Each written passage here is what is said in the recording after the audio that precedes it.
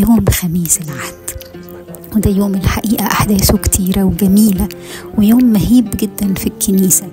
يبدأ الصبح نصلي كلنا القداس بعد انقطاع كذا يوم، وقت البصخة 2 3 4 مبيكونش فيه قداسات.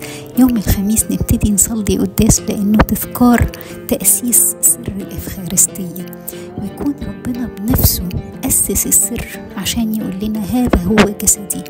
ومن زمان والناس مستغربة يعني إيه هذا هو جسدي؟ ما هو ربنا نفسه أعلن وقال خدوه لمغفرة الخطايا. صدقوني اسمعوا كلامي وهتكسبوا. والحقيقة كل اللي سمعوا كلامه حقيقي كذبوا، واللي سبقونا على السماء وفرحوا من أول الرسل والتلاميذ لغاية كل الأجيال الوسطانية. واحنا النهاردة جسد ربنا كل يوم على المذبح. يلا بينا، الشاطر اللي يروح ياكل ويتغذى. بس كده؟ لا، ده في سر تاني كمان اتأسس رائع في اليوم ده. قلنا له يا رب احنا ما نستاهلش ما نستحقش.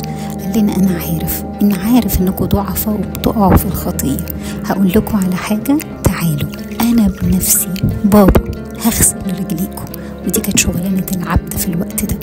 لكن ربنا يسوع الحقيقة قال انا هاخد المنشفة وهتزر بيها اني هربطها كده وهمشي على واحد واحد اغسل رجله. وخلوا بالكم الوقت ده التلاميذ كانوا بيلبسوا صنادل وما كانش فيه شوارع متسفلتة، فرجليهم فعلا كانت مليانة طين من التراب من الشارع.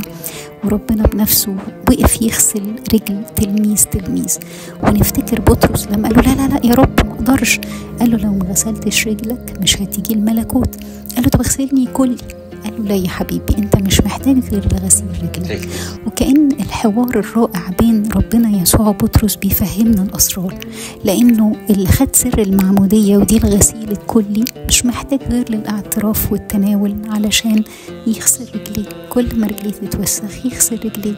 فاللي فينا واقع في الخطية وبقاله فترة بعيد عن ربنا، يلا بينا، يلا نرجع نتوب ونقدم توبة، نروح لابونا ونعترف ونحضر القداس ونتناول ونسمع ابونا وهو بيناولنا يقول لنا يعطى عنا خلاصا وغفرانا للخطايا وحياة أبدية لمن يتناول منه.